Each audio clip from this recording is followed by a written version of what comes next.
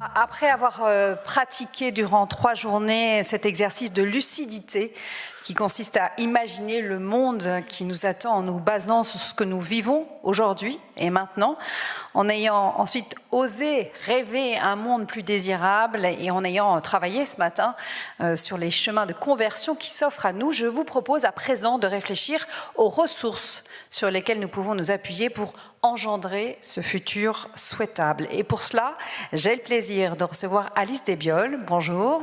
Bonjour. Vous êtes médecin en santé publique, le Cheikh Bentounès. Bonjour. Bonjour.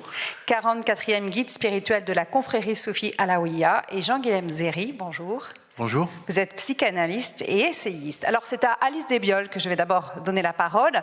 Vous êtes médecin en santé publique, je le disais. Vous avez notamment travaillé sur la question de l'éco-anxiété. C'est une forme de traumatisme née avec la crise écologique et qui touche beaucoup de nos contemporains, notamment les jeunes.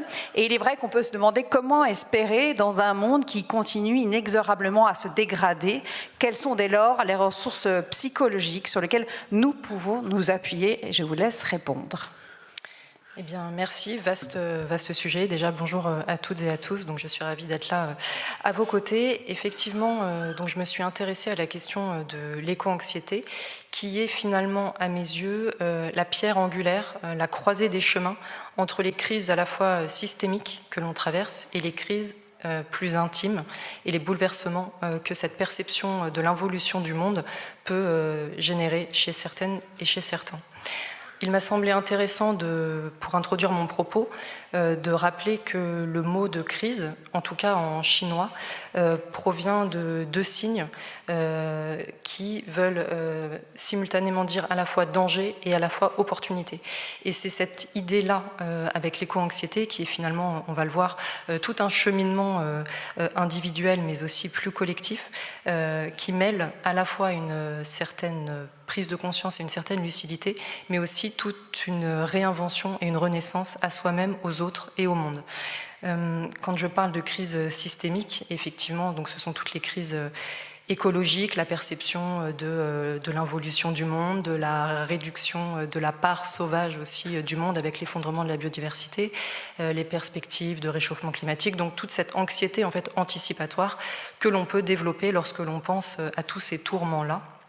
Mais à cette perception des dommages environnementaux s'ajoute également la perception des conséquences en fait, de ces dommages-là sur les sociétés humaines, sur notre bien-être également, sur notre santé. Là, on a vu aussi avec le coronavirus l'impact des dommages sanitaires aussi sur notre vivre ensemble. Et donc, c'est vraiment cette impression que voilà, progressivement passe la gloire du monde comme ça, et tous ces désordres globaux vont entraîner des bouleversements intimes et finalement une crise de la sensibilité et une crise aussi et surtout du sens. Et donc c'est ça en fait l'éco-anxiété, c'est cette crise de la sensibilité, cette crise du sens qui vient nous frapper lorsque en quelque sorte on va progressivement sortir de la caverne, hein, pour reprendre l'allégorie de la caverne de Platon. Et donc voilà, c'est cette impression d'avoir accès à une certaine forme de connaissances, de vérité scientifique, hein, en quelque sorte, et de ne pas forcément trop savoir quoi faire de tout ça. Et cette éco-anxiété, elle va générer pas mal d'émotions, comme de la tristesse, de l'inquiétude, de la colère aussi, parfois du ressentiment, de la frustration, l'impression d'avoir été floué aussi, qui peut être très forte chez les adolescents, peut-être qu'on y reviendra, une forme de nostalgie aussi quelque part. Et à ces émotions-là va venir s'ajouter, outre parfois des manifestations psychosomatiques, mais va venir s'ajouter une dimension profondément existentielle, puisqu'on a trop tendance à l'oublier, mais émotion, ça vient du latin motio, qui veut dire mouvement, mise en mouvement, et en fait toute cette lecture-là, ce rapport-là, cette sensibilité au monde, et les émotions qu'elle va générer vont aboutir la plupart du temps à une mise en mouvement des individus et à pas mal de volonté d'agir, de changement, de se réinventer.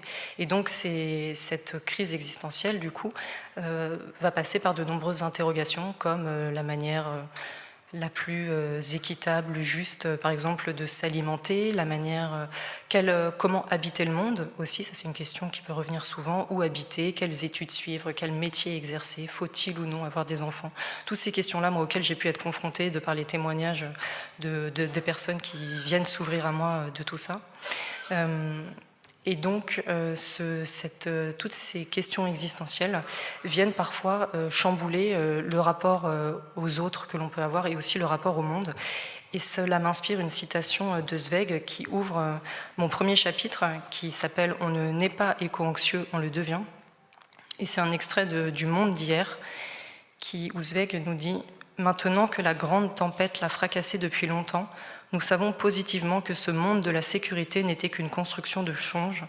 Pourtant, mes parents l'ont habité comme une maison de pierre. » Et donc, souvent, ce que l'on observe parfois, c'est également une forme de solitude ou de décalage par rapport à ses proches ou par rapport à, on va dire, la société dans laquelle on évolue. Et donc, cette impression, comme le dit Flaubert, d'être doué d'une sensibilité absurde, ce qui érafle les autres me déchire. Mais finalement, ce n'est pas tant la sensibilité ici qui est absurde que les causes même de cette éco-anxiété-là. Et il me semble important de souligner que l'éco-anxiété, même si je suis médecin, ce n'est pas forcément une pathologie mentale, même si elle peut effectivement parfois rendre malade, mais la plupart du temps, ce n'est qu'une réponse finalement adaptative face à l'involution du monde, et c'est une réponse quelque part saine et physiologique face à une menace, face à la peur dont on parlait tout à l'heure. Les solutions, entre guillemets, pour faire face à cette éco-anxiété, une fois qu'on est éco-anxieux, en général, on le reste, puisque la seule manière de faire se dissiper cet état d'âme, ce malaise, ce serait de résoudre les causes mêmes qui l'a créé. Or, on voit bien que ce n'est pas forcément la direction que l'on prend collectivement, donc tout l'enjeu va être d'apprendre à vivre avec ce rapport-là au monde, cette sensibilité, et de ne pas se laisser dépasser par ces passions tristes, et au contraire apprendre à les dépasser et à les transcender. Et c'est souvent ce qui se passe d'ailleurs avec les personnes éco-anxieuses, qui au bout de leur cheminement finalement réussissent à trouver leur juste place dans le monde et un sens en fait à leur existence. Et donc ça passe par un certain lâcher-prise, sans pour autant renoncer. Donc c'est une certaine manière finalement de consentir au tragique, mais de ne pas se laisser dépasser et déborder par cette lecture-là. On me demande souvent quelles solutions concrètes on peut mettre en place quand on a cette lecture-là.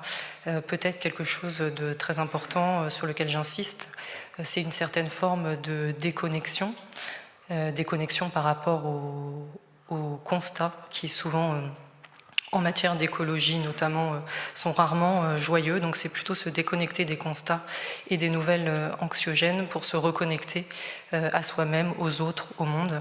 Et comme le disait Cioran, je ne pense pas toujours, donc je ne suis pas toujours triste. Donc quelque part, se déprendre un petit peu de toutes ces informations qui peuvent parfois être anxiogènes et se reconnecter à de l'action, se reconnecter à ce qui fait sens pour nous. Il est important de se rappeler que là où croit le péril, croit aussi ce qui sauve, et donc une certaine forme d'engagement, quel qu'il soit d'ailleurs, est souvent salutaire et permet d'être en cohérence en fait avec ses préoccupations, puisque souvent ce que l'on observe chez les personnes éco-anxieuses, c'est une forme de ce que l'on appelle la dissonance cognitive, c'est-à-dire un décalage entre ces préoccupations, ces perceptions du monde et ce que l'on va être concrètement en mesure de mettre en place au quotidien. Donc tout l'enjeu va être de réduire le décalage entre ces préoccupations et la manière dont on va habiter le monde ici et maintenant. Et je parlais aussi beaucoup d'anxiété anticipatoire, on parle aussi parfois de stress pré-traumatique quand on parle de l'éco-anxiété.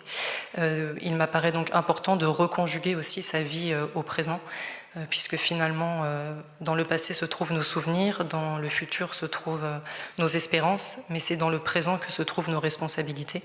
Et donc c'est aussi très important à mes yeux de se réapproprier le seul temps qui nous appartienne vraiment, comme le disait Pascal, qui est le présent.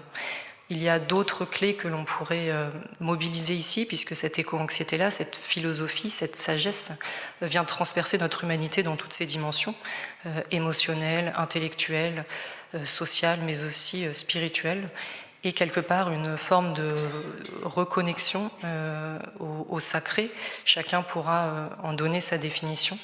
Une lecture que je trouve assez intéressante est celle de Spinoza, pour qui Dieu et la nature, quelque part, une forme de panthéisme, me semble Donc le panthéisme, cette lecture-là, de considérer que le sacré est dans la beauté du monde et dans la beauté de la nature, cela m'apparaît quelque chose trop souvent un peu mis de côté dans nos cosmovisions, on va dire, occidentales, et peut-être que de se réinterroger collectivement sur que signifie, quelle est l'importance d'une rivière, d'une montagne, de la beauté d'un paysage, peut-être s'inspirer d'autres humanités qui ont un rapport différent à ces entités-là, à ces altérités-là, me semblerait, pour nous occidentaux, qui héritiers de la pensée cartésienne, donc est perçu comme maître et possesseur de la nature, hein, pour reprendre Descartes, peut-être qu'on aurait beaucoup à gagner aussi à considérer les altérités, qu'elles soient animales, végétales,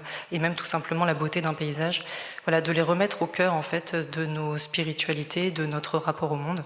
Il me semble, voilà, que repenser aussi et se réinterroger sur la sacralité de cette beauté du monde nous permettrait peut-être aussi d'en prendre plus soin et par là même de prendre aussi soin de nous-mêmes. Merci beaucoup. Je rappelle... Oui, vous voulez peut-être rappeler... Pardon, en vous présentant, j'ai oublié effectivement de dire que vous êtes l'auteur de ce livre, L'éco-anxiété, aux éditions Fayard, Vivre sereinement dans un monde abîmé. Merci à vous. Je vais maintenant laisser la parole au Cheikh Bentounès. Vous êtes, je le disais, leader spirituel de la confrérie soufie Alaouia. Les soufis représentent plus de 300 millions de musulmans dans le monde. Vous pratiquez un islam spirituel ouvert sur le bien commun et sur la paix. Vous êtes même à l'origine d'une journée internationale pour la paix qui a été créée depuis 2017, si je ne dis pas de bêtises. Depuis plus de 40 ans, vous parcourez le monde pour promouvoir le dialogue interreligieux. Alors, sur quelles ressources spirituelles pouvons-nous, vous-même, comment faites-vous pour garder la foi, vous qui œuvrez pour la paix, et voilà, c'est un objectif encore extrêmement lointain. Comment est-ce que vous faites pour rester mobilisé depuis plus de 40 ans? Tout d'abord, bonjour, et je remercie les organisateurs de m'avoir invité encore une fois à cette rencontre, et de pouvoir être en quelque sorte la personne qui, à travers la tradition spirituelle musulmane, puisse venir apporter sa petite contribution et faire en sorte que nous puissions partager en commun un instant de fraternité, un instant d'échange, et d'essayer de trouver le remède à ces maux dont aujourd'hui chacun de nous, et à travers le monde entier, se pose la même question. Quel est l'avenir? Quel sera notre avenir, et notamment, surtout, l'avenir des générations, de nos enfants et de nos petits-enfants? Alors, pour revenir à moi, si dans ce mois que je souhaite n'est pas... Parce que dans la tradition soufie, le moi doit être pacifié.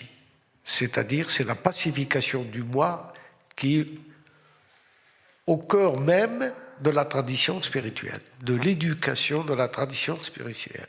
C'est la pacification du moi. Et qui dit pacification dit la paix avec soi-même.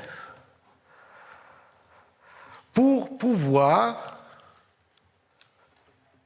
dans nos actions, dans nos relations, dans nos intentions,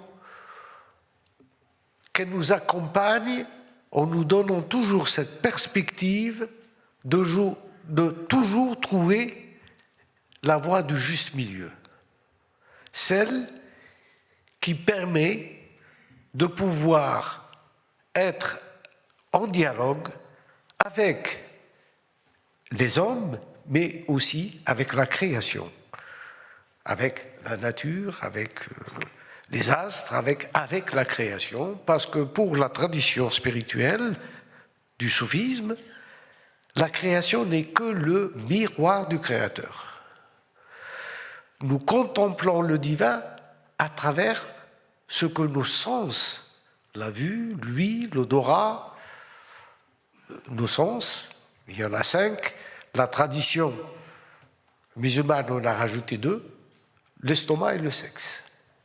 C'est à travers nos sens que nous découvrons le monde, que nous le percevons, et tous les sens interviennent dans une action d'éveil qui permet à notre conscience de pouvoir saisir la paix. Et la paix dont je parle ici, c'est un des attributs divins. C'est-à-dire que la paix est source de tout notre engagement. La paix devient une énergie dans laquelle on puise pour pouvoir avoir des relations avec nos semblables et avec notre environnement. Et cette paix s'obtient en cultivant, c'est une culture, donc elle se cultive dans la conscience, c'est comme un jardin dont il faut prendre soin afin qu'il ne devienne pas une jungle. Si nous l'abandonnons, il devient une jungle. Et cela se fait par la méditation, par le souvenir. Ce ressouvenir qui est ancré au plus profond de notre conscience. Parce que les philosophies partent du principe qu'aucun être humain ne s'est en quelque sorte, la vie est un don, et aucun de nous ne l'a demandé. Aucun de nous n'a choisi ses parents. Aucun de nous n'a choisi la couleur de sa peau. Ni le peuple ou la tribu ou la tradition dans laquelle il va naître. Donc, la vie est un don. Par contre, notre existence, c'est qu'allons-nous faire de ce don que nous avons reçu? Comment allons-nous nous comporter dans notre existence vis-à-vis de nous-mêmes, vis-à-vis de nos semblables, les proches et le plus lointain, et vis-à-vis des autres créatures? Quel est notre comportement? Et ce comportement doit être mu, il doit être, sa dynamique, sa force, son énergie doit être ancrée dans la paix. La paix avec soi-même, la paix avec l'autre et la paix dans l'environnement. Donc c'est un travail personnel de vigilance, de conscience, comme si on était à chaque fois en mesure de pouvoir dire quelles sont mes limites pour ne pas tomber dans l'arrogance. Quelles sont mes limites? Il faut que je me trace les limites pour ne pas sombrer dans l'orgueil, la jalousie, la convoitise. Donc, c'est nous, chacun de nous devient son propre régulateur. Il éveille en lui, ou une partie de lui, une partie de sa conscience, qui va réguler sa conduite vis-à-vis des autres. Et ces autres, que ce soit les êtres humains ou les autres créatures. Et un exemple pour vous situer un petit peu cette réalité spirituelle chez les soufis, c'est les lettres de l'alphabet. Ils disent que nous sommes des lettres. Comme est l'alphabet, les 26 lettres de l'alphabet. Chaque lettre, séparément, elle produit un son, elle a un corps. Le A ne ressemble pas au B, le B ne ressemble pas au X, etc. Donc, elle a un son, elle se prononce, elle a un son, elle a un corps, donc une représentation. Elle est en tant que l'être individuel, elle a une réalité. Mais cette réalité, si elle reste séparée, n'apportera aucun sens. C'est quand le A accepte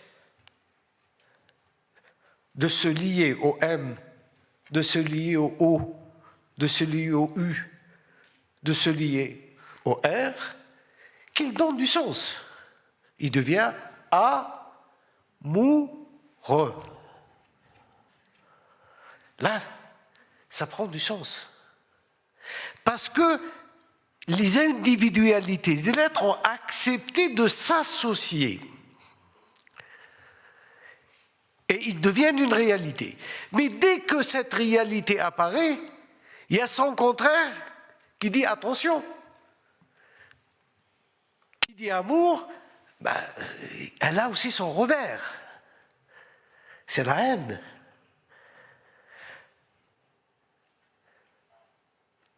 Et parce que nous sommes dans le monde de la dualité. Il y a la joie, il y a la peine, il y a la guerre, il y a la paix, il y a le jour, il y a la nuit. Donc, faisons attention. Dans un équilibre permanent, en sachant qu'on peut passer d'un état à un autre, que nous sommes à la fois dans la multiplicité de tout ce qui nous entoure, de tout ce qui vient vers nous et de tout ce que nous pouvons produire, de ce qui vient de nous vers les autres, de ce que nous recevons des autres et de ce que nous-mêmes nous donnons aux autres. Et si nous allons encore un peu plus loin, nous voyons que si on prend une dizaine ou une quinzaine de personnes ici présentes et on leur dit d'écrire leur prénom, Jean, Paul, Pierre, Alexandre, Ali, je ne sais pas qui, etc. Et on leur demande, regardez si vous avez des lettres dans votre propre nom qui sont dans les mêmes lettres que chez votre voisin. Et nous allons voir que nous avons, pour une dizaine ou une quinzaine de personnes, beaucoup de lettres que nous partageons. Des A, des M, des L, des C. Et nous voyons que une partie de l'autre est chez moi. Pour que je puisse, moi, exister, il faut que j'emprunte à l'autre une lettre, peut-être deux. Donc nous voyons que les liens, et que, en allant encore plus loin, c'est que dans mon nom ou dans nos prénoms, en échangeant les lettres les uns avec les autres, nous pouvons trouver ou écrire le mot soleil, le mot lune, l'arbre, la mer, le chat, le chien. En fait, nous sommes tous de la même alphabet. L'univers tout entier, c'est 26 lettres. On écrit toute la connaissance contenue dans tous les livres et dans toutes les bibliothèques du monde, avec 26 lettres. Parce que ces lettres ont accepté de se lier pour donner du sens. Un mot, une phrase, un chapitre, un livre, etc., etc. Mais quand nous revenons au début, et quand nous effaçons toutes les lettres, qu'est-ce qui reste? Il reste un point. Tout est parti du point. Voilà. Merci beaucoup. C'est une très jolie conclusion. Je vais maintenant passer la parole à Jean-Guillaume Xéry. Bonjour, rebonjour. Vous êtes, donc, je le disais, psychanalyste et essayiste. Alors, vous allez faire un peu la synthèse entre ces ressources psychologiques et ces ressources spirituelles. Et pour cela, vous dites dans vos nombreux ouvrages qu'il faut prendre soin de sa vie intérieure. Quel levier pouvons-nous actionner pour nous sentir plus vivants, pour trouver la force de nous engager ? Bonjour à tous et à toutes. Le premier levier, c'est que je vais reprendre un peu les lettres et l'alphabet pour essayer de faire des phrases qui, je l'espère, auront du sens. Je l'espère en tout cas. Donc, quelles ressources pour engendrer un futur souhaitable ? En fait, quand j'ai laissé un peu résonner ces mots pour préparer cette intervention et puis ensuite nos échanges, ceux qui ont pris un relief particulier, c'est engendrer et souhaitable. En fait, engendrement, désir, on est dans le registre là de l'intériorité. Et donc, je vais essayer effectivement de suivre ce mouvement de cette interpellation qui nous tourne finalement vers nos réalités, chacune, vers nos réalités intérieures. Alors, évidemment, en 15 minutes, parler de la vie intérieure et des ressources intérieures, ça a été un petit peu compliqué, donc j'ai dû faire des choix. Donc ça veut dire qu'il y a beaucoup de choses finalement dont j'aurais aimé vous parler, dont je ne vous parlerai pas. En particulier, la nécessité aujourd'hui, me semble-t-il, pour l'homme, les hommes, les femmes, en tout cas l'humain, l'humanité, à être parlé, à être considéré dans ces trois dimensions, corps, psychisme, esprit, alors que nous vivons un moment de révolution anthropologique où, au contraire, l'homme est le plus souvent réduit à des cellules ou à des émotions. Il est souvent mis au même niveau de l'unité qu'une machine ou qu'un animal. Mais ceci étant posé, je n'en parlerai pas. J'aurais aimé aussi vous parler des maladies d'origine spirituelle dont parle beaucoup justement le christianisme du 1er siècle, au premier rang desquelles l'acédie. L'-A-C-E-D-I-E, qui est une maladie spirituelle particulière qui, me semble-t-il, est vraiment la maladie de l'intériorité de ce début du XXIe siècle. Mais le temps manque, donc je ne développerai pas. J'aurais pu aussi vous parler de toutes ces pratiques, justement, de soins de notre vie intérieure que nous propose la sagesse chrétienne des premiers siècles, par exemple la garde du cœur, par exemple le souvenir de la mort, ou ainsi de suite. Mais je ne vous en parlerai pas, nous n'avons pas le temps. Je vous renvoie pour cela à des ouvrages qui ont été publiés sur le sujet. En revanche, pour les j'imagine 13 minutes qui restent maintenant, je vais essayer de vous partager une conviction et de vous indiquer un chemin. Alors d'abord, vous partagez une conviction. Première conviction, enfin première, ce sera la seule que je partagerai là à l'oral en tout cas, c'est qu'il n'y a pas d'un côté des choses qui seraient spirituelles, de l'autre des choses qui ne seraient pas spirituelles. Ce qui en réalité est spirituel ou pas, c'est la façon dont j'habite ma vie. Voilà, et ma vie ordinaire. Ça, c'est ma première, enfin c'est donc la conviction sur laquelle je souhaite m'étendre un peu davantage. De fait, aujourd'hui, on parle beaucoup de vie intérieure, on parle beaucoup de vie spirituelle, de ressources intérieures. Il me semble qu'aujourd'hui, ça correspond à trois réalités. D'abord, ça correspond à une mode. De fait, c'est une mode. On en parle parce que c'est la mode, et puis il y a du marketing dessus, et puis ainsi de suite. Moi, personnellement, ça ne me dérange pas du tout. Au contraire, si une mode peut nous donner collectivement et à nos contemporains, et moi-même faisant partie de ces contemporains, l'occasion de finalement de m'approcher davantage de ma vie intérieure, de mettre des mots là-dessus, eh bien tant mieux, quoi. Tant mieux. Donc c'est une mode. Mais ça n'est pas qu'une mode, c'est aussi un besoin. C'est aussi un besoin. Et ce besoin, c'est quoi? C'est un besoin qui dit cette aspiration fondamentale, structurelle, de tout humain à porter son regard au-delà des seuls, dans un horizon qui va au-delà des seuls déterminismes biologiques, psychologiques et culturels. Ça, pour moi, c'est déjà quelque chose qui, en tout cas, avec les lettres de l'alphabet dont je dispose, me permettent de donner un peu du sens à qu'est-ce qui se joue dans la vie spirituelle. Quelque chose qui permet, finalement, d'aller dans un horizon au-delà de nos déterminismes biologiques, psychologiques et structurels, et que là, il y a une aspiration de tout temps, de toute civilisation. On a évoqué la tradition soufie de l'islam, vous avez évoqué, Alice, un certain nombre d'auteurs qui sont des auteurs finalement de quelques siècles ou de l'Antiquité ou autres, etc. Donc de cette aspiration. Donc c'est une mode, c'est un besoin et puis c'est aussi une urgence. C'est aussi une urgence de prendre au sérieux sa vie spirituelle, de voir finalement comment elle fonctionne, comment je la vis. C'est une urgence parce que finalement, dans les bons moments, la vie spirituelle, c'est ce qui permet de donner ce goût et cette saveur particulière au moment de bonheur. Et quand surviennent les épreuves, c'est notre vie spirituelle qui nous permet finalement de les traverser, et même quand on a un genou, voire les deux genoux, même la face à terre, de nous relever et donc de les traverser. Donc une mode, un besoin, une urgence.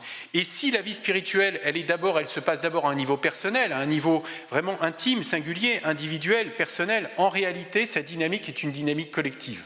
Donc prendre soin de sa vie spirituelle, c'est une affaire perso, si je veux, mais c'est aussi de l'ordre d'une responsabilité sociale. Pourquoi ? Parce que le propre de la vie spirituelle, c'est de ne pas se garder pour soi. Le propre de la vie spirituelle, c'est de l'ordre de la fécondité, de l'ordre du don, de l'ordre de la circulation. Donc il y a quelque chose qui, dans une vie spirituelle authentique, fait que je ne la vis pas que pour moi. Il y a quelque chose qui nous dépasse chacun dans cette dynamique spirituelle. J'ai aimé ce que vous disiez, Raled, ou Monsieur Le Cheikh, je ne sais pas comment je peux vous appeler, je me permets Raled, sur justement cette association, ces liens entre nous. C'est-à-dire qu'il y a dans la vie spirituelle quelque chose qui se donne, et j'aime cette phrase, et me la redit régulièrement, que dit Séraphin de Sarov. Séraphin de Sarov, vous savez, qui est un saint chrétien orthodoxe, qui aimait à dire « Acquiert la paix intérieure, et alors des foules d'hommes seront sauvés autour de toi. » Acquiert la paix intérieure et alors des foules d'hommes seront sauvés. Ça dit quoi ? Ça veut dire que finalement ma paix intérieure, ma sérénitude, ma zénitude, si c'est que pour moi, je ne dis pas que ça n'a pas de valeur, mais en tout cas ça a une valeur spirituelle faible. Parce que ce qui authentifie la valeur spirituelle, c'est que justement ça a un impact, ça a des dommages, des effets collatéraux positifs. Alors sur cette conviction, ceci étant posé, finalement 3 points. Le premier point, c'est que finalement prendre soin de sa vie spirituelle, finalement, ça n'est pas de se regarder le nombril. Ça n'est pas se regarder soi, c'est regarder ce qui en moi me donne la vie. Et vous sentez bien que là, du coup, il y a une focale de l'attention qu'il s'agit d'ajuster. Parce que le risque, en fait, c'est de confondre la vie spirituelle avec me regarder. En fait, non, c'est regarder ce qui se passe en moi, comme disent les pères du désert, et en particulier ce qui en moi me rend vivant. C'est se tourner vers cette source qui me donne la vie. Et là, il y a comme un paradoxe entre l'intimité que je peux avoir, moi, avec cette source, et l'altérité radicale qu'il y a entre moi et cette source qui m'habite et qui me donne la vie.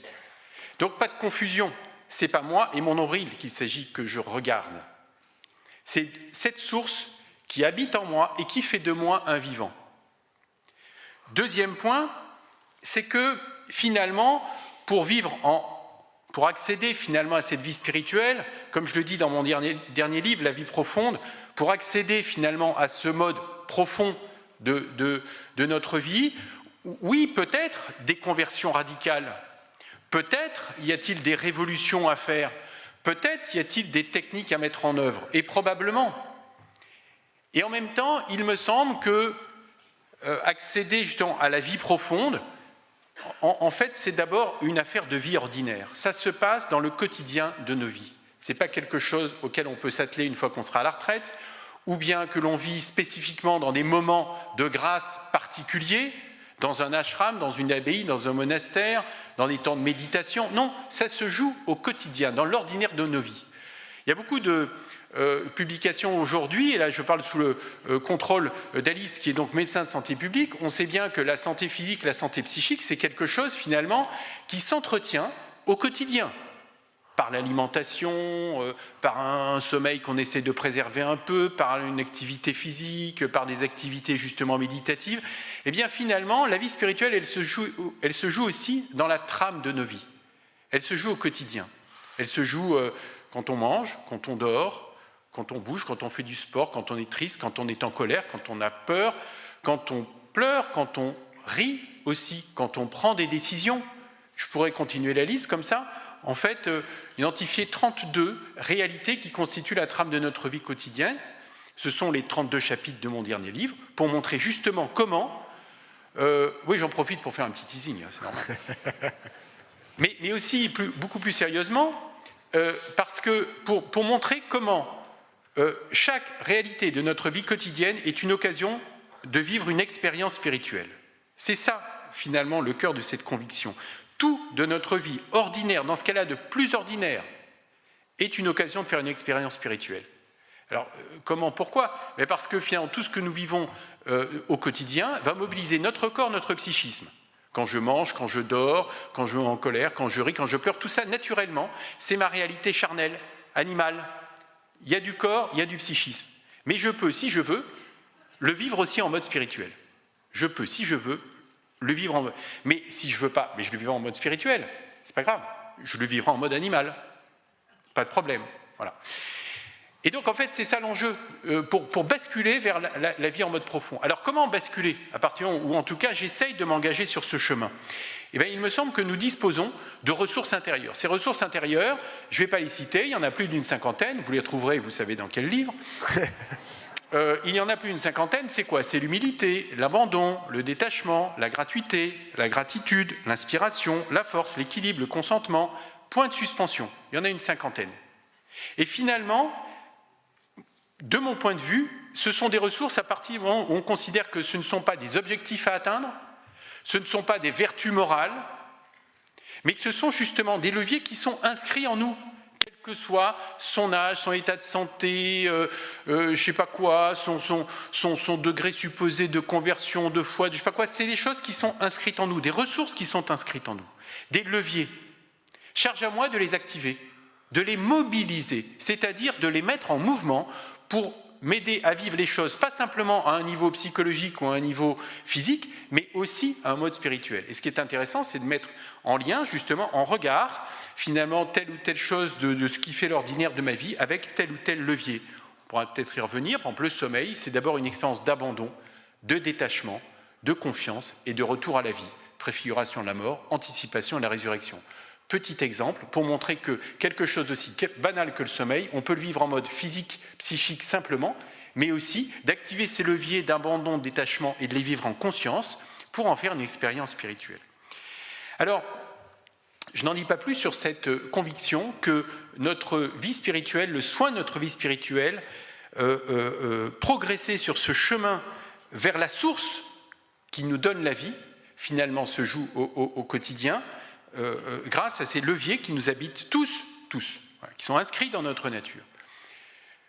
Ça, c'était la conviction que je voulais vous partager. Deuxième chose, je voulais donc vous indiquer un chemin. Le chemin que je vous indique, finalement, c'est le chemin de la sagesse chrétienne, en particulier la sagesse chrétienne des premiers siècles, portée par les pères du désert, les premiers pères de l'Église, sagesse qui s'est perpétuée, mais dont finalement la visibilité n'est peut-être pas toujours très très évidente aujourd'hui, j'en conviens.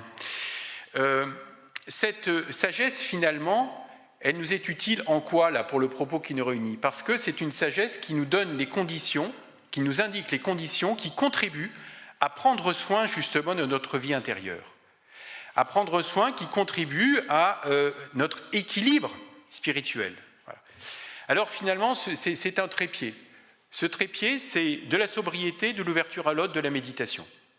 De la sobriété, de l'ouverture à la méditation. Je vais dire quelques mots très rapides sur chacun, puisqu'on n'a pas le temps de les deux, on peut en revenir dans le temps d'échange. Premier pied de ce trépied, donc un trépied, ça veut dire qu'en fait, il manque un pied, tout tombe par terre. C'est-à-dire que c'est pas optionnel, c'est le forfait qu'on prend. Hein. C'est le forfait qu'on prend pour prendre soin sérieusement de sa vie spirituelle et donc de ceux qui nous entourent. La sobriété. En fait, il me semble absolument nécessaire, urgent, indispensable que nous appliquions à notre environnement intérieur ce qu'on applique à l'environnement extérieur, à la réalité environnementale. On parle beaucoup justement de dépollution. L'enjeu de la sobriété, c'est la dépollution. Il s'agit de dépolluer notre environnement écologique. Il y a une urgence à bien voir que notre environnement intérieur est lui aussi pollué et que la première des révolutions, des actions à faire, c'est être conscient de cette pollution de notre vie intérieure. Donc, la sobriété, c'est un enjeu de dépollution. Dépollution de quoi? De ce que moi j'appelle des PDI, des perturbateurs de l'intériorité. Comme il y a des perturbateurs endocriniens, il y a des perturbateurs de l'intériorité. On n'a pas le temps de développer lesquels, précisément, mais juste peut-être 3 pistes, il me semble, où chacun peut s'interroger peut-être à partir de cela, de voir auquel PDI nous sommes chacun plus ou moins exposés, qu'est-ce que je peux mettre en œuvre pour préserver pas simplement la nature extérieure, mais ma propre nature, ma propre vie intérieure. Il me semble qu'il y a des PDI qui sont liés à l'hyperconsommation numérique et à l'hyperconsommation matérielle. Il y a des PDI, les perturbateurs de l'intériorité, qui sont liés à l'hyperactivité, l'hypermobilité. Vous savez, quand on n'arrête jamais, on dit toujours oui, parce qu'on est toujours en bas. Et puis, il y a des PDI qui sont liés à notre cinéma intérieur, à tous ces films que l'on fait, à ces soucis dans lesquels je me laisse prendre et dont je ne décroche jamais. Donc cet enjeu de sobriété, là on est dans quelque chose de l'ordre de ressources spirituelles, de l'ordre du ralentissement, de l'ordre, beaucoup je crois, de la reprise de contrôle. Alors ça c'est un truc qui peut paraître anti-intuitif, parce qu'on n'arrête pas de nous parler de lâcher prise et compagnie. Je pense qu'au contraire, il faut reprendre le contrôle sur finalement ce à quoi je m'expose. Et c'est un enjeu aussi d'autonomie par rapport au monde numérique, d'autonomie par rapport à toutes les injonctions que l'on peut recevoir de toute nature. Deuxième axe, deuxième pied de ce trépied, donc l'ouverture à l'autre, ça a déjà été évoqué finalement. Nous ne sommes pas faits pour nous regarder le nombril, nous ne sommes pas faits pour vivre pour nous. Le drame en fait, c'est qu'on n'est pas fait pour ça, mais en fait qu'on peut vivre comme ça. C'est ça le drame. Or, nous ne sommes pas faits pour cela. Il y a finalement ce mouvement vers l'autre. Ce mouvement vers l'autre, en fait, ça peut être pris comme un devoir moral, qu'as-tu fait de ton frère? Ça peut être pris comme un commandement, aimez-vous les uns les autres. Ça peut être pris juste comme justement quelque chose qui est inscrit dans notre nature, quelque chose qui respecte notre nature et notre dynamique profonde de se tourner vers l'autre, de faire lien, de nous associer les uns aux autres. J'aime beaucoup les pères des premiers siècles ont des phrases très claires là-dessus. Ils disent voilà, c'est la bonté qui rend l'homme humain. C'est la bonté qui rend l'homme humain. Ça veut dire que voilà, c'est ça qui nous humanise, les uns les autres en fait, et les uns par les autres. Voilà. Et en même temps, on ne va pas se raconter d'histoire, c'est pas le monde de oui-oui. En fait, cette bonté, et là aussi les pères le disent explicitement, c'est pas une belle valeur. En fait, c'est un germe, c'est une potentialité. Et comme tout germe, comme toute potentialité, elle peut se développer ou pas. Donc ça nécessite, comme tout ce qui est de l'ordre de la vie spirituelle, un choix délibéré, une décision. Et le propre justement de la bonté, c'est que même quand ça ne me fait pas plaisir, je peux poser des actes ou des paroles de bonté. Donc là, on est dans quelque chose de l'ordre de la bonté, de la gratitude, et beaucoup, je crois, de la gratuité. Et puis, dernier pied de ce trépied, donc ça sera le dernier, donc la méditation. La pratique de vie intérieure. Là, en fait, on est dans des enjeux de présence. Ça a été évoqué par Colette Nice-Mazur dans ce magnifique texte qu'elle nous a partagé. Un enjeu de présence, de revenir à soi, revenir à ce que je vis, revenir aux autres. Un enjeu de présence. C'est ça l'enjeu de la vie méditative. Alors, en fait, qu'est-ce qui s'y joue ? Il s'y joue dans la vie, dans l'expérience de la méditation. Là aussi, pratiquer régulièrement, faire le deuil de l'illumination, de la grâce qui nous tombe du ciel, de moments extraordinaires. Non, c'est juste finalement des temps que je me donne pour me réconcilier un peu avec moi-même, pour être un petit peu moins dans l'avoir et dans le faire, pour être un petit peu plus dans l'être, pour réconcilier mon extériorité, mon intériorité. Voilà. Donc là, on est dans quelque chose qui sont des ressources spirituelles davantage de l'ordre de l'ancrage, de l'ordre de la stabilité, de l'ordre de l'enracinement, de l'ordre aussi de la relation au ciel, de l'ordre de la liberté aussi. Bon. Et puis, on n'est jamais à l'abri d'une bonne nouvelle ou d'une bonne décision. Je ne sais pas, on peut faire de ces temps de méditation, finalement, aussi peut-être des temps de prière, d'ouverture justement à cette source qui m'habite, d'ouverture à celui que l'on peut nommer ou pas, finalement, qui nous donne effectivement la vie. Donc j'en resterai là. Vous êtes extrêmement discipliné, merci. Je fais des énormes efforts. Je fais des énormes efforts pour tenir les 15 minutes. En tout cas, merci. Merci. Donc juste pour conclure, je vous invite... Non, merci. Il est habile en plus. Juste une conclusion de 3 phrases. C'est vraiment une invitation, mais pour le coup qui est justement, c'est-à-dire qui nous invite à rentrer à mobiliser nos ressources, c'est-à-dire, voilà, sentez dans tout ce que vous avez entendu là depuis 3 jours, dans ce que vous avez entendu nos interventions, sentez finalement ce qui vous a rejoint, peut-être ce qui s'est aussi ouvert en vous. Et peut-être interrogez-vous, est-ce que là, il n'y a pas une invitation pour moi pour justement faire un pas de plus dans ce chemin vers moi, mais surtout vers cette source qui est en moi. Et donc, soyez à la fois doux et ferme avec vous-même dans ce chemin spirituel. Et puis, surtout, sachez que ce n'est pas de l'ordre de la performance, c'est de l'ordre d'une croissance qui se fait quand vous la laissez se faire. Merci. Merci Jean-Guilhem Zerry. Alors, on arrive au temps des questions. Je vais commencer. Vous avez parlé de ressources intérieures, sur le fait que ces ressources intérieures se travaillaient au quotidien, que c'était une véritable discipline. Il y a, au-delà des lettres de l'alphabet, deux choses qui vous relient, Cheikh Bentounès et Jean-Guilhem Zerry. C'est cette méditation. Vous en avez parlé tout à l'heure. On ne peut pas agir sans prière ou sans méditation. Il faut nécessairement cultiver tous les jours cette méditation. Alors, c'est-à-dire, si on se réfère à la tradition et à l'éducation spirituelle qu'on reçoit, oui, c'est au quotidien. C'est au quotidien de réserver un instant de relation. Parce que c'est un rappel au quotidien. Le monde nous absorbe. Le monde, il nous attire. Il nous fait oublier à nous-mêmes. Et ce rappel, tôt le matin ou tard le soir, nous ramène à notre propre réalité. Qu'est-ce que j'ai fait de ma journée? Quel était l'instant de présence avec lequel j'ai marqué ma journée? Par un sourire. Parce que ce n'est pas que la prière, un mot, un geste, une intention, ça va même plus loin. Même une bonne intention, sans avoir même procuré un acte, elle nourrit ma conscience. Elle nourrit cette présence qui me relie. Donc, si le monde est dans l'horizontalité, parce qu'on marche dans la vie, et on consume la vie jour après jour, mois après mois, année après année, la verticalité qui habite ma conscience et qui me relaie à cette éternelle présence. Et ça, je crois que le monde matérialiste, petit à petit, a gagné sur le monde,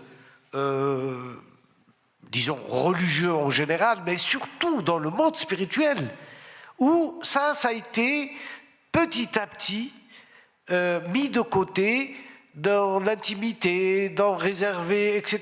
À tel point qu'il a pratiquement été oublié dans l'éducation de nos enfants aujourd'hui. Ils n'ont aucune verticalité. Il n'y a que l'horizontale. Tout, on ne règle nos problèmes que dans l'horizontalité. Et l'horizontalité, forcément, nous amène à chaque fois qu'on trouve une solution de créer 2 problèmes de plus. Donc il vaut mieux être vertical qu'horizontal. J'imagine, Jean-Guilhem Zerry, que vous êtes d'accord avec ça. Habiter le temps présent. Oui, ça se joue au quotidien. Alors oui, du mieux que je peux. Donc oui, sans hésiter, puisque en tout cas la méditation, quant à ses effets sur le corps et sur le psychisme, c'est vraiment démontré, les effets sur le système immunitaire, sur le système métabolique, sur le système tensionnel, sur les capacités cognitives. Finalement, on voit que la pratique de la méditation a des effets positifs sur tous ces aspects de mon corps et de mon psychisme, à condition que ce soit pratiqué régulièrement.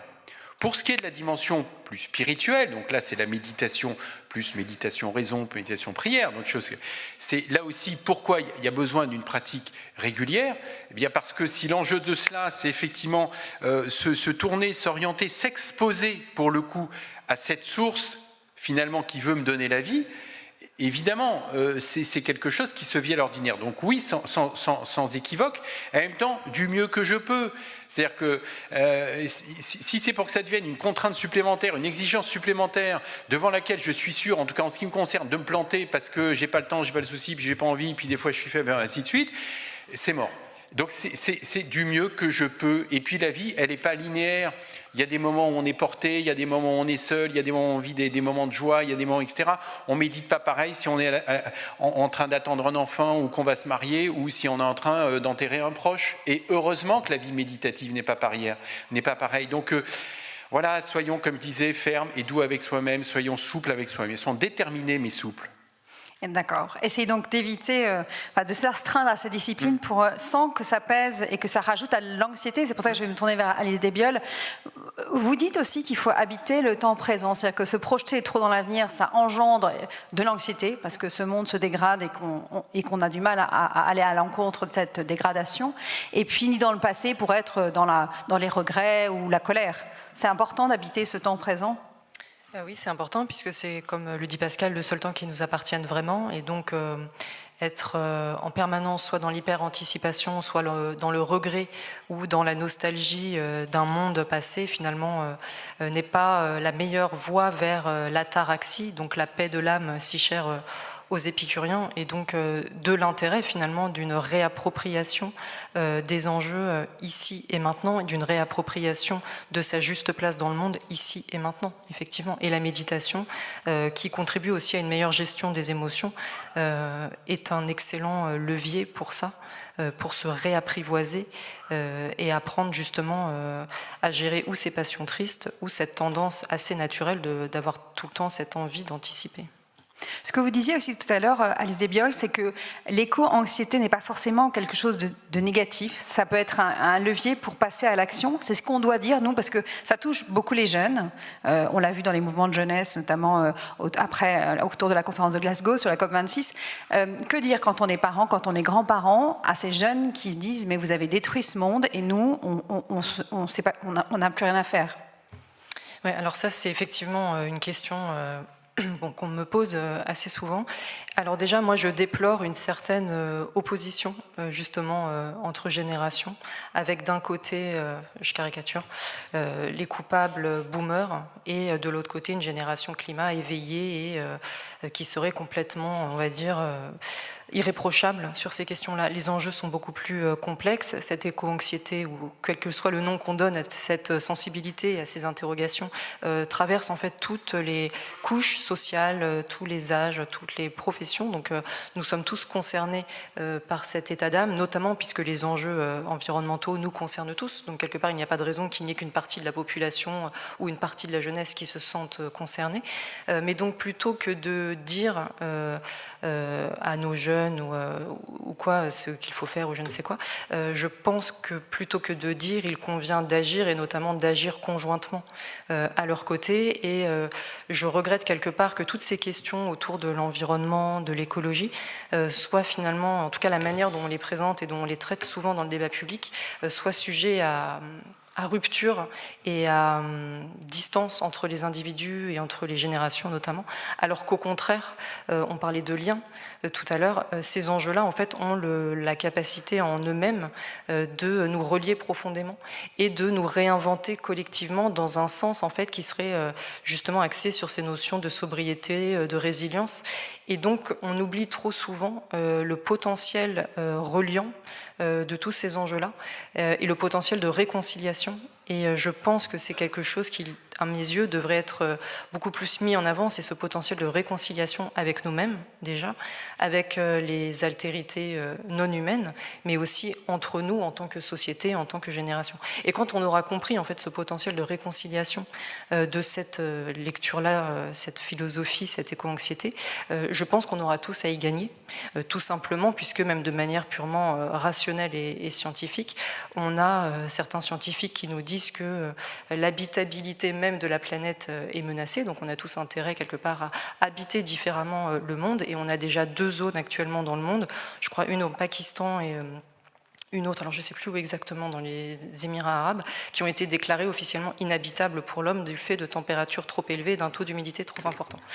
Donc voilà, je pense que quand on a cette, de façon purement rationnelle, on a tout intérêt à se réconcilier autour de ces enjeux-là et de créer de nouveaux imaginaires, mais qui était tout aussi l'enjeu de ces quelques jours ensemble, et de voir le potentiel de réconciliation de ces récits-là. Et ces ressources intérieures qui servent aussi à s'adapter en fait à cet environnement qui évolue. Je crois qu'il y a peut-être des questions de la salle. Oui, il y a des questions de la salle et qu'on a également reçues en ligne. Deux groupes de questions ou deux dimensions. La première, c'est me changer moi et changer le monde. Finalement, est-ce qu'il faut d'abord changer le monde pour me changer moi ou changer moi pour changer le monde ? Deux témoignages. Le premier, c'est quand même difficile d'être acteur de paix quand on voit la violence de nos relations, la violence qu'on observe au quotidien. Question aussi peut-être pour Priscilla, est-ce que les médias et la manière dont l'information est traitée, en ne parlant que des problèmes et notamment jamais des solutions, n'est pas aussi une source de notre anxiété. Donc cette espèce de relation entre nos ressources à nous pour changer le monde, mais changer le monde aussi tout court. Et puis, sans doute un souhait de continuer, vous avez commencé à... Et concrètement, qu'est-ce qu'on peut faire ? Quel champ de discernement particulier on peut investir ? Quelles décisions au quotidien ou quelles résolutions au quotidien on peut faire pour que précisément vos invitations ne deviennent pas une injonction de plus, aime, soit dans le présent, admire la nature, et au contraire une source de vie. Alors, on a compris qu'il fallait acheter le livre de Jean-Guillaume Xéry, donc ça c'est sans doute... Ah, merci. Et celui d'Alice Desbiol aussi. J'avais un doute, mais c'est Et le mien. C'est sans doute déjà Et quelque celui chose... d'Alice aussi. Et celui d'Alice. Et Il n'y a pas de livre à vendre, Jacques Bentounès, parce que c'est le moment. Hein. J'allais dire par politesse et bien entendu les livres des autres intervenants, mais vous comprenez ce que je veux dire, c'est que pour ne pas être uniquement dans l'injonction de faire, ou voilà, quelles sont les choses simples ou le conseil que vous souhaiteriez donner à nos participants. Sur se changer d'abord ou changer le monde d'abord, Jacques Bentounès peut-être. Alors, se changer d'abord ou changer le monde, il faut être pratique. Je reviens par exemple d'une île où les habitants, il y a 12 000 habitants dans une île où il n'y a pas assez d'eau. Et une île qui se trouve dans une région où il y a beaucoup de tourisme. Parce qu'à côté, il y a cette île, c'est les Canaries, hein, peut-être que vous connaissez. Il y a une île, une petite île dans les Canaries, qui, eux, au lieu d'opter pour le tourisme, eh bien, ils ont dit non, nous, on veut garder notre île propre, naturelle. Ils ont sauvegardé leur île en la protégeant de l'impact du tourisme. Et ils ont opté pour l'agriculture. L'agriculture, il faut de l'eau. L'eau, ils ont l'océan. L'océan Atlantique, il est là. Ils ont pompé l'eau de l'océan. Ils ont créé des réserves en haut sur la montagne, donc sur le volcan, et elle est relâchée pour produire de l'électricité. Et en même temps, arroser toute l'agriculture. Et aujourd'hui, cette île est autosuffisante. Elle s'appelle El Hierro. Il y a un hôtel, 15 chambres. Et si vous allez là-bas, obligatoirement, vous allez loger chez l'habitant. Et tout ce qui est extraordinaire, c'est contre l'avis du gouvernement espagnol, du gouvernement central. Ils ont dû s'associer pour créer la société qui fabrique l'électricité et qui purifie et qui désalinise l'eau. Et aujourd'hui, ils sont actionnaires et l'État espagnol est actionnaire de 3%. Donc ils payent l'électricité, mais ils sont eux-mêmes les actionnaires de cette société. Ça, c'est du concret. Aujourd'hui, ils exportent. Non seulement ils sont autosuffisants, mais ils nourrissent tous les autres îles des Canaries. La Grande Canarie, les 6 autres, qui sont aujourd'hui dans la difficulté parce qu'ils ont bâti des hôtels les uns à côté des autres, ils ont abîmé totalement la nature de leurs îles. Et avec la crise du tourisme, la plupart des hôtels ont déposé le bilan. Ça, c'est pour répondre à la question. Quel est le changement ? C'est un choix. Et c'est un choix communautaire. C'est-à-dire, c'est nous, c'est la décision aujourd'hui, elle n'est pas dans le pyramidal. Ce n'est pas le pyramidal qui peut nous sauver. c'est le cercle. La différence, elle est grande. Le pyramidal, forcément, il y a une élite qui est au-dessus, qui a le pouvoir, les avoirs, et qui les distribue selon la pratique, forcément, de l'intérêt qu'elle a vis-à-vis des uns ou des autres. Mais dans le cercle, eh ben c'est la base, c'est nous. Chacun de nous peut changer le monde à sa façon. Et si j'ai parlé de la paix, c'est parce que je suis persuadé, aujourd'hui, nous avons les outils pour pouvoir arriver à ça. C'est l'éducation. Enseigner dans nos écoles la culture de paix. C'est ça le levier. Si on veut véritablement changer pour l'avenir, c'est le long terme. Eh bien, c'est dans les écoles. Il faut introduire dans les cursus scolaires l'éducation à la culture de paix. Merci. Jean-Guillaume Xéry, est-ce que vous voulez répondre à quelques-unes des questions Oui, moi cette affaire cette interpellation a changé le monde. En tout cas, moi personnellement, je manque sûrement de confiance en moi, mais ça me met pas super à l'aise. Enfin, moi, je me sens vraiment pas du tout au niveau. Hein, mais encore une fois, changer le monde ou changer son monde? Voilà. En fait, c'est une phrase de mon livre. C'était la réponse que j'allais lui donner. Donc, non, mais c'est ça. En fait. Commençons petit. Non, mais c'est ça. C'est-à-dire qu'en fait, mais quand je regarde simplement en fait l'histoire. En vous entendant, je pensais à Nelson Mandela. Il me semble que Nelson Mandela a beaucoup plus finalement changé le monde que n'importe quel des présidents des États-Unis, par exemple, mais ne serait-ce que sur les 30, 40 dernières années. Enfin, voilà. Qu'est-ce qu'ils ont changé au monde? Ils n'ont pas changé le monde. En revanche, Nelson Mandela a simplement, lui, parce qu'il a vécu à fond, pleinement ce qu'il avait à vivre, au fond d'abord de sa prison, enfin, etc. Lui, il a vraiment changé le monde. Donc, c'est pas simplement il ne s'agit pas d'avoir des postures, des ambitions, des désirs, aussi louables et vertueux soient-ils. Il s'agit de voir que simplement la réalité est ainsi faite que quelqu'un qui, dans l'histoire, a changé le monde, pour le coup, bon, évidemment, on pense tous au Christ. Bon, il y en a d'autres, enfin le Christ de façon particulière. Bon, mais je crois surtout que c'est d'abord qu'est-ce que moi je peux changer dans le monde dans lequel je vis. Et le monde, quand je le vis, la plupart du temps, c'est quoi? C'est soi-même à coup sûr. Peut-être sa famille, ses enfants. Bon, souvent, les parents, quand je les entends, ils me disent finalement, même mes enfants, j'arrive pas à leur faire transmettre ce que j'ai envie de leur transmettre. Donc, soyons quand même très, très modestes, quoi. Hein. Donc, ça passe d'abord par, oui, son petit périmètre. Quel est en fait le champ, la sphère sur lequel je peux avoir quelque influence? Voilà. Ma sphère d'influence, c'est quoi? C'est deux personnes.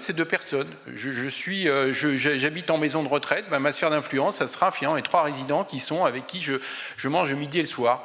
Super. Et ça, c'est magnifique. Et ça sera ça, ma sphère d'influence. Avec humilité, avec modestie, en sachant toutes les limites qu'il y a.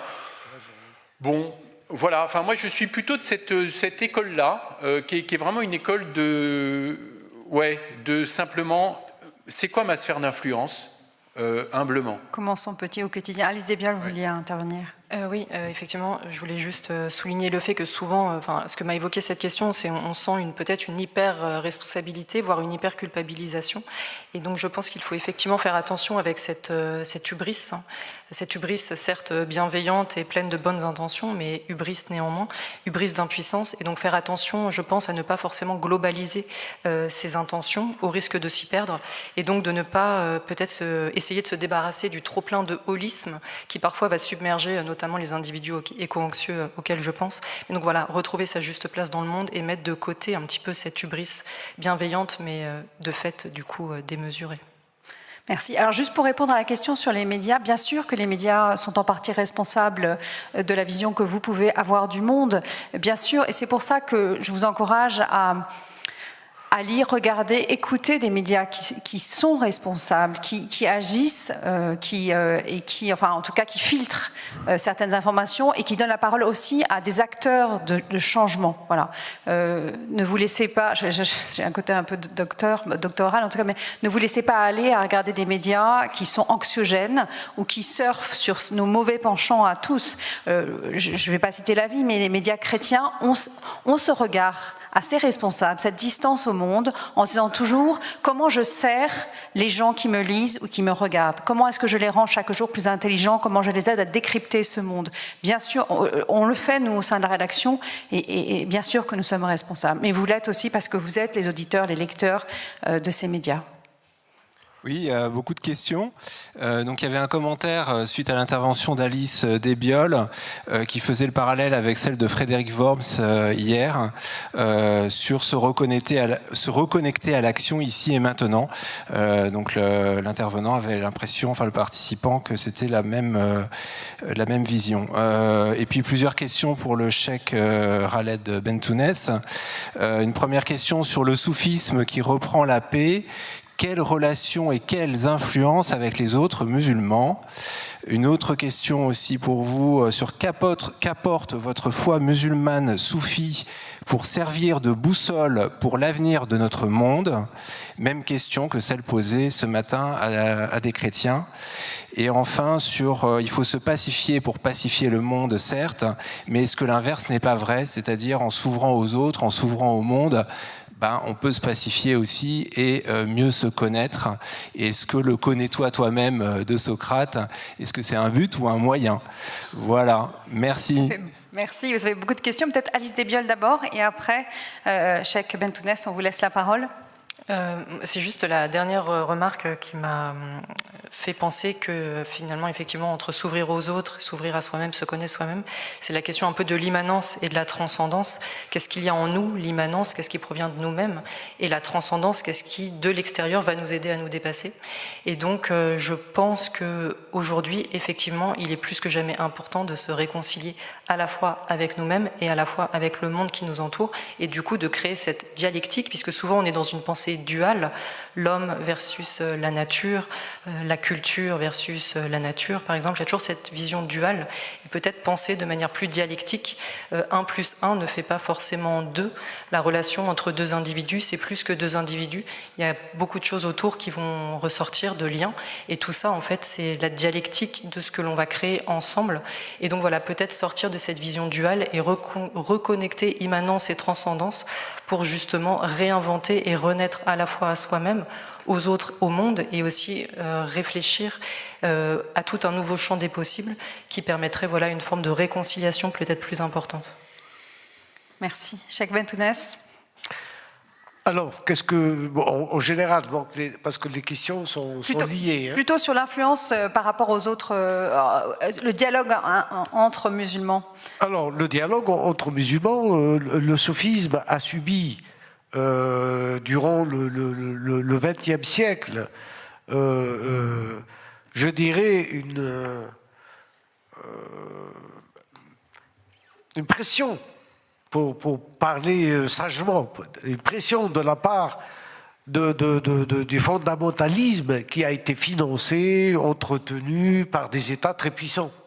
Et dont chacun ici connaît, et dans l'Occident, il faut aussi le dire, était de connivence. C'est une réalité. Donc, il s'est retrouvé, malgré qu'aujourd'hui, quand même, il y a 350 millions de soufis dans le monde. Ce n'est pas rien, ça a son poids.